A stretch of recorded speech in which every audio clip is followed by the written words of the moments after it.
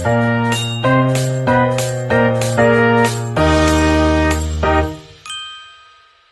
semuanya, sebelumnya perkenalkan saya Rina Aprianti dari Program Studi Pendidikan Nonformal Fakultas Keguruan dan Ilmu Pendidikan.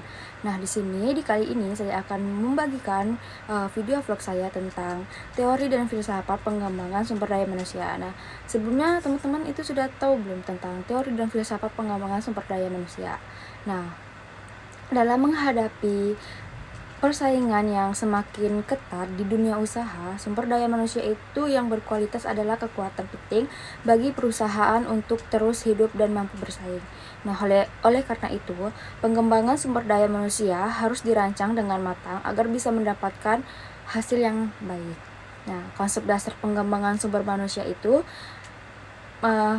PSDM sebagai sebuah konsep bersifat rumit dan memiliki berbagai masalah yang bisa dikaji dari berbagai sudut pandang, dengan fokus utama pada akar-akar ilmu ekonomi, teori organisasi, dan memerlukan transformasi psikologi.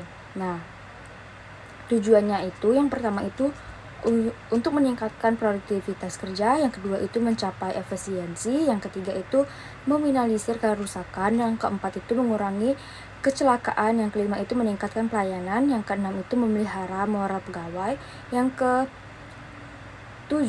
meningkatkan peluang karir, yang ke-8 meningkatkan kemampuan konseptual, yang ke-9 meningkatkan kepemimpinan, yang ke-10 peningkatan balas jasa, yang ke-11 peningkatan pelayanan kepada konsumen.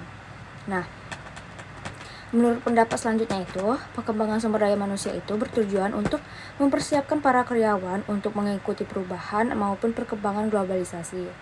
Nah, tahapan pengembangan SDM itu, teman-teman, pengembangan SDM itu harus dilakukan secara terus-menerus dan berlangsung sehingga karyawan itu siap menghadapi perubahan teknologi dan pasar global yang terus berubah. Sebagai pelaksanaan pelatihan yang diadakan secara rutin, peningkatan kemampuan dalam bidang digital, serta pembelajaran yang berkelanjutan sepanjang hidup. Nah, teman-teman di sini ada yang tahu nggak sih tentang pihak-pihak yang berperan dalam HRD itu?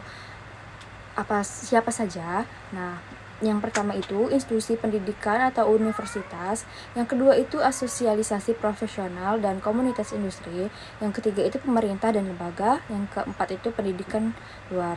Nah, teori pengembangan sumber daya manusia itu dalam teori manajemen pengembangan sumber daya manusia atau MSDM terdapat dua pendekatan nih teman-teman, yaitu pendekatan Boy dan pendekatan Mack.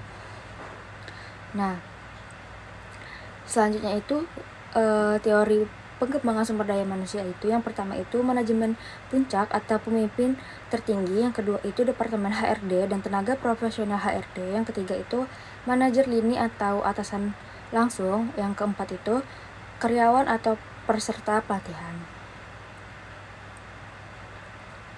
Nah, selanjutnya itu filsafat pengembangan sumber daya manusia itu merupakan dasar dari semua ilmu pengetahuan dan bisa ditemukan di setiap bagian kehidupan, termasuk dalam bidang pendidikan yang membentuk filsafat pendidikan.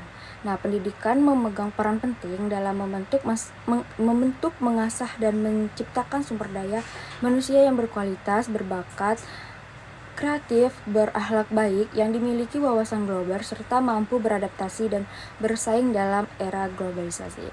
Nah, mungkin itu saja teman-teman yang dapat saya sampaikan tentang teori dan filsafat pengembangan sumber daya manusia. Jika ada kekurangan, saya mohon maaf. Bye-bye semuanya.